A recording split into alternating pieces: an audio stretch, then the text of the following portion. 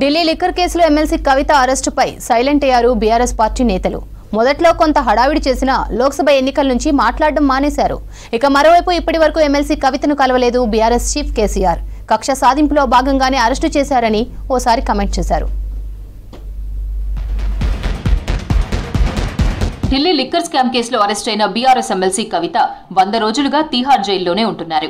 ఈ ఏడాది మార్చి 15న హైదరాబాద్ బంజారాహిల్స్ లోని కవిత ఇంట్లో సోదాలు చేసిన ఈడీ ఆఫీసర్లు అదే రోజు ఆమెను అరెస్ట్ చేసి స్పెషల్ ఫ్లైట్ లో ఢిల్లీకి తరలించారు. ఆ మరుసటి రోజు రౌస్ అవెన్యూ స్పెషల్ కోర్టులో హాజరుపరిచారు. వారం రోజుల పాటు ఈడీ కస్టడీకి అప్పగించింది కోర్టు. ఆ తర్వాత మరో 3 రోజులు కస్టడీని పొడిగించింది. ఇక కవిత తరపు లాయర్లు ఆమెకు బెయిల్ ఇప్పించడానికి అనేక ప్రయత్నాలు చేశారు.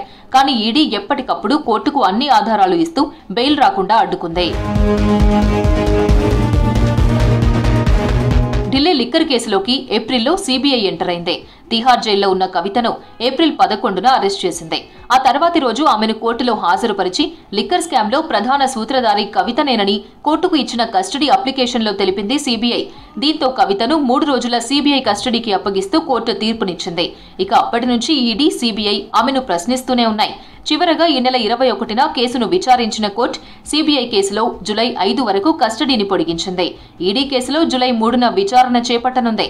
ఇక ఇప్పటికే చాలా మార్లు కవిత బెయిల్ పిటిషన్లపై విచారణ జరిపిన ఢిల్లీ హైకోర్టు తీర్పును రిజర్వ్ చేసింది. మరోవైపు కవిత అరెస్ట్ అయినప్పుడు హడావిడి చేసిన బీఆర్ఎస్ నేతలు ప్రస్తుతం సైలెంట్ అయ్యారు. ఈడీ అధికారులు కవిత ఇంట్లో ఉండగానే లోపలికి దూసుకెళ్లిన కేటీఆర్ వారితో వాగ్వాదానికి దిగారు. ఆ మరుసటి రోజు కేటీఆర్, హరీష్ మరికొంతమంది నాయకులు ఢిల్లీ వెళ్లి కవితకు బెయిల్ కోసం లాయర్లతో సంప్రదింపులు జరిపారు. కానీ బెయిల్ రాకపోవడంతో నిరాశతో హైదరాబాద్ వచ్చేశారు. ఆ తర్వాత లోక్సభ ఎన్నికల ప్రచారంలో బిజీ అయిపోయారు. ఆ తర్వాత కవిత అరెస్టుపై మాట్లాడడమే మర్చిపోయారు. తిహార్ జైల్లో ఉన్న కవితను కుటుంబ సభ్యులంతా కలిసినా ఇప్పటికీ ఆమె తండ్రి బీఆర్ఎస్ చీఫ్ కేసీఆర్ మాత్రం కలవడానికి వెళ్లలేదు.